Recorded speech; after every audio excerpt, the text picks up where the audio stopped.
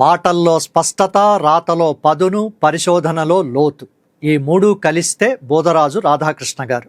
ఆయన కేవలం ఒక రచయిత మాత్రమే కాదు, గడ్డకట్టిన తెలుగు విజ్ఞానాన్ని కరిగించి సామాన్యుడికి అందించిన ఒక భాషా భగీరథుడు. పండితులకే పరిమితమైన భాషాశాస్త్రం అంటే లింగ్విస్టిక్స్ను సామాన్య జర్నలిస్టులకు, విద్యార్థులకు కూడా అర్థమయ్యేలా చేసిన ఆయన అక్షర ప్రయాణం అద్వితీయం. గిడుగు గురజాడల వ్యావహారికోద్యమం సఫలమైన తరువాత జన్మించిన బోధరాజు గారు వ్యావహారిక భాషావాద వికాస చరిత్రను రచించడం, పత్రికా భాషా శైలిని ప్రామాణీకరించడమే కాక అనువాద పాఠాలు కూడా నేర్పారు. బోధరాజు గారు భాషను ఒక జీవ నదిలా భావించారు. ఆ నది ఎక్కడో ప్రాచీన శాసనాల్లో పుట్టి కాలక్రమంలో ఎన్నో మలుపులు తిరుగుతూ ఈరోజు మన ఇళ్లల్లోకి వాడుక భాషగా ఎలా ప్రవేశించిందో ఆయన శాస్త్రీయంగా నిరూపించారు.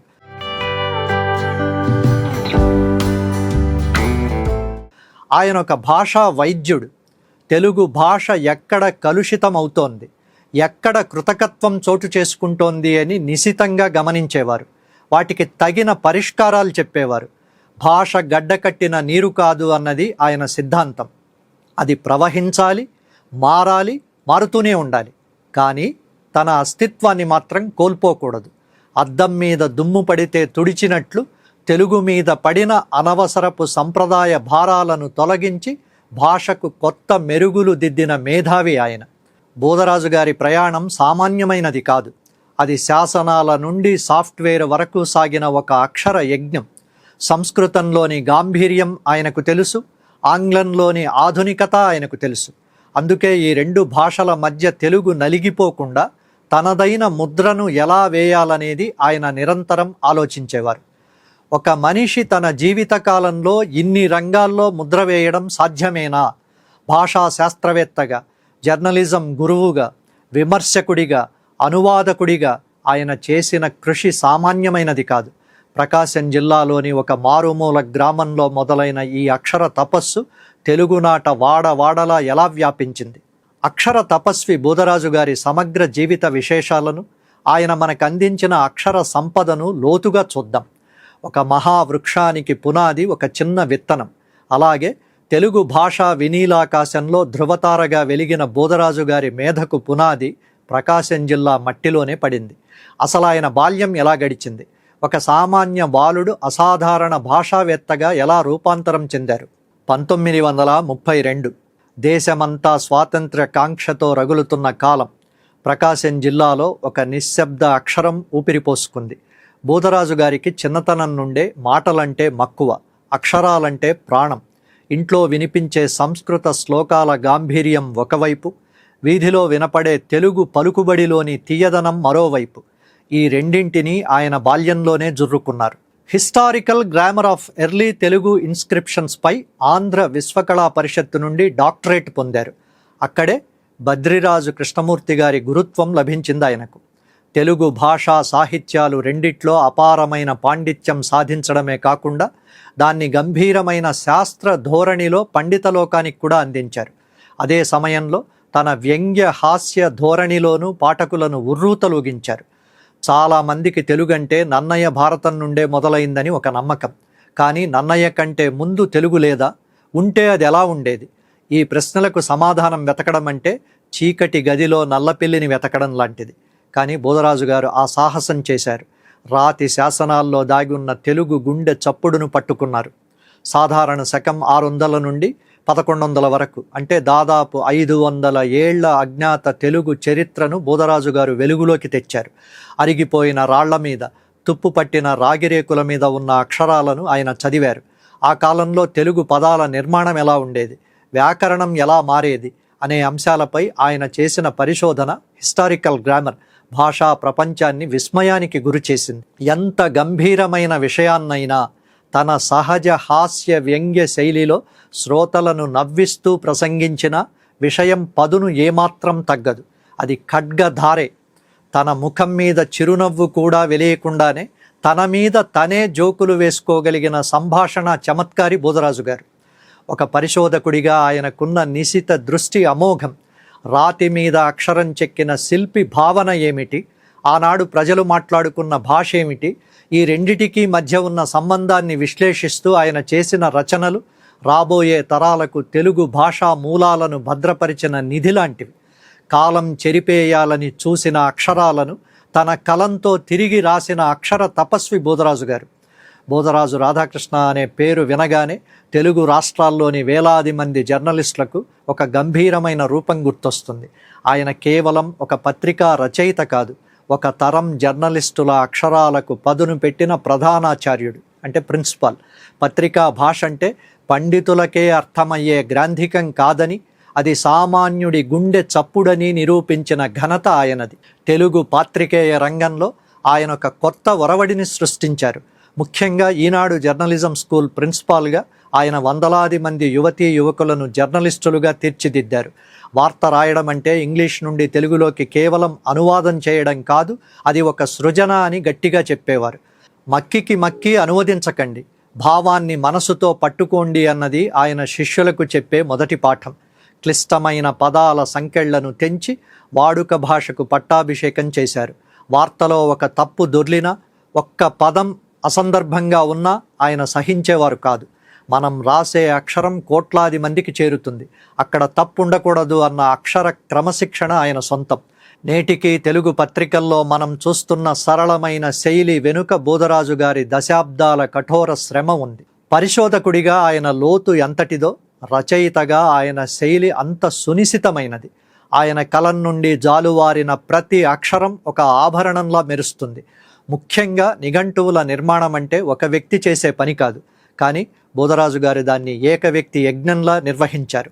ఆయన రచనల్లో తలమానికం పురాతన నామకోశం.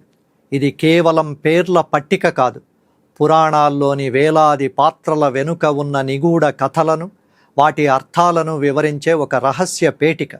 పాఠకులను ప్రాచీన కాలంలోకి తీసుకెళ్లే విజ్ఞాన సర్వస్వం ఇది.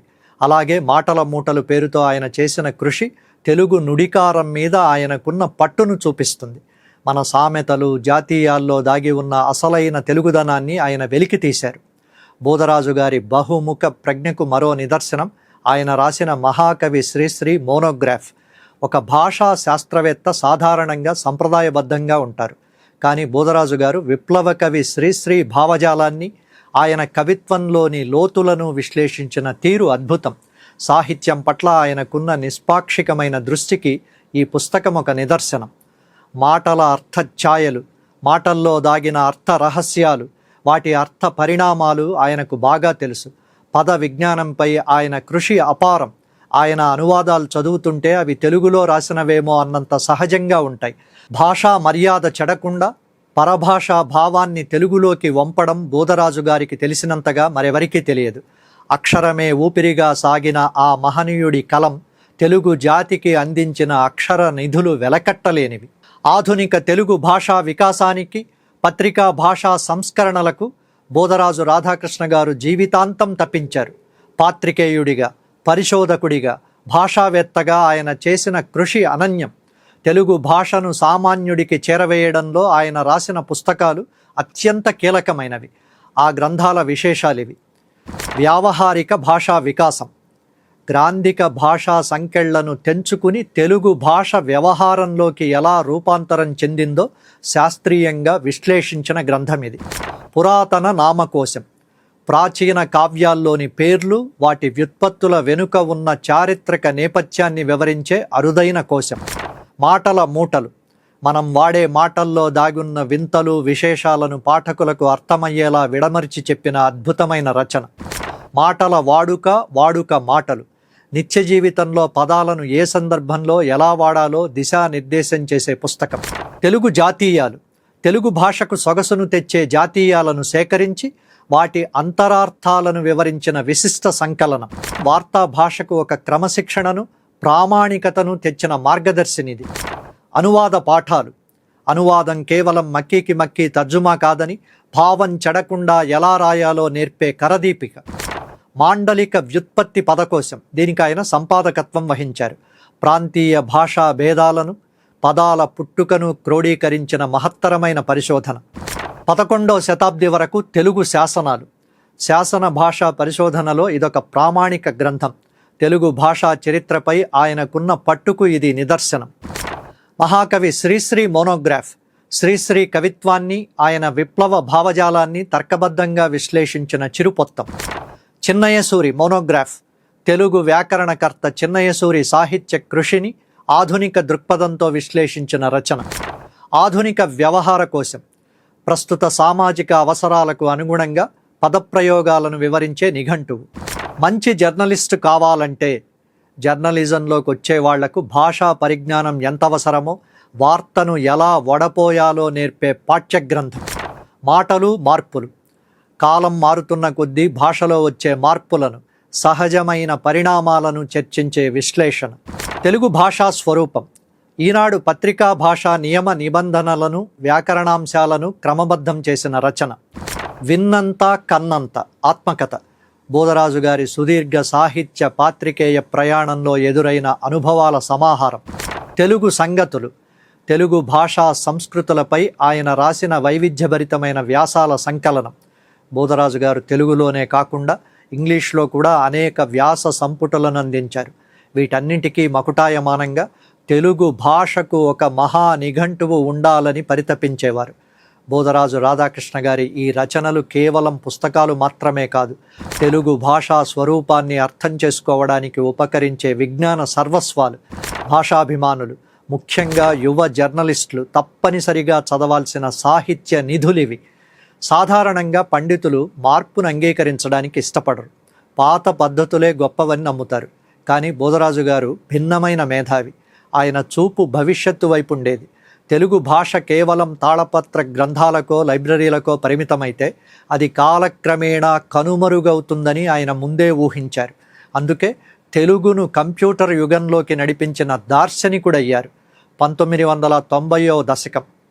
కంప్యూటర్లు అప్పుడప్పుడే తెలుగు లోగిళ్లకు పరిచయం అవుతున్న కాలం. ఇంగ్లీష్ ఆధిపత్యం పెరిగిపోతున్న తరుణంలో తెలుగు గనుక కంప్యూటర్కెక్కకపోతే అది మృత భాషగా మారుతుంది అని బోధరాజు గారు హెచ్చరించారు. డిజిటల్ రూపంలో తెలుగు లిపి ఎలా ఉండాలి, తెలుగు ఫాంట్ల రూపకల్పనలో ఏ జాగ్రత్తలు తీసుకోవాలి అనే విషయాల్లో సాఫ్ట్వేర్ ఇంజనీర్లకు ఆయన దిశానిర్దేశం చేశారు. పత్రికా రంగంలో డిటిపి విధానం వచ్చినప్పుడు తెలుగు టైపింగ్ కీబోర్డు లేఅవుట్ నుండి అక్షరాల పొందిక వరకు ఆయన అమూల్యమైన సూచనలు అందించారు. శాస్త్ర విజ్ఞానాన్ని తెలుగులో రాయడం ద్వారానే సామాన్యులకు విజ్ఞానం చేరుతుందని నమ్మి క్లిష్టమైన సైన్స్ విషయాలను కూడా తేట తెలుగులో రాశారు. ప్రాచీన శాసనాల్లోని రాతలను చదివిన అవే కళ్ళు ఆధునిక కంప్యూటర్ స్క్రీన్ మీద తెలుగు వెలుగులను చూసి మురిసిపోయాయి. అక్షరానికి టెక్నాలజీకి మధ్య ఆయన నిర్మించిన వారధి నేటి డిజిటల్ తెలుగుకు పునాది. భాష అంటే కేవలం మనసులోని భావాలను పంచుకునే సాధనం మాత్రమే కాదు, అది ఒక జాతి సంస్కృతికి, చరిత్రకు నిలువుటద్దమని బోధరాజు గారు తరచుగా చెప్పేవారు. 2006లో ఆయన భౌతికంగా మనకు దూరమయ్యారు. కానీ ఆయన వదిలి వెళ్ళిన అక్షర సంపద, ఆయన తీర్చిదిద్దిన చాలామంది శిష్యులు నేటికి ఆయన ఉనికిని చాటుతూనే ఉన్నారు. ఒక మనిషి సంతకం కాగితం మీద ఉంటుంది, కానీ బోధరాజు గారి తెలుగు సంతకం ఈ జాతి భాషా చరిత్ర మీద శాశ్వతంగా ఉండిపోతుంది. ఆయన ఒక నిరంతర ప్రవాహం. ఆ ప్రవాహం ఎక్కడా ఆగలేదు. నేటి తరం జర్నలిస్టులు రాసే ప్రతి వార్తలో, తెలుగు విద్యార్థులు చదివే ప్రతి భాషా విశ్లేషణలో బోధరాజు గారి స్ఫూర్తి కనిపిస్తూనే ఉంటుంది. భాష గడ్డకట్టిన నీరు కాదు, అది నిరంతర ప్రవాహం. ఆ ప్రవాహానికి స్వచ్ఛతను, పటుత్వాన్ని ఇచ్చిన ఆ అక్షర తపస్వికి ధాత్రి టీవీ సవినయంగా నివాళులర్పిస్తోంది. ఆయన చూపిన బాటలో తెలుగును గౌరవిద్దాం, మన భాషను మనం గర్వంగా ప్రపంచానికి చాటుదాం. భాషలు చావవు, అవి మారుతూ ఉంటాయి. ఆ మార్పును గౌరవించినప్పుడే భాష బతుకుతుంది అంటారు బోధరాజు రాధాకృష్ణ గారు. ముగించే ముందు ఒక చిన్న మాట. ధాత్రి టీవీ వీడియోలకు మిలియన్లలో వ్యూస్ వస్తున్నందుకు మీ అందరికీ పేరు పేరున కృతజ్ఞతలు. మా గణాంకాల ప్రకారం వీడియోలు చూస్తున్న వాళ్ళల్లో చాలామంది ఇంకా ఛానల్ను సబ్స్క్రైబ్ చేసుకోలేదు. వెంటనే ధాత్రి టీవీని సబ్స్క్రైబ్ చేసుకోండి, మరో 10 మందితో చేయించండి.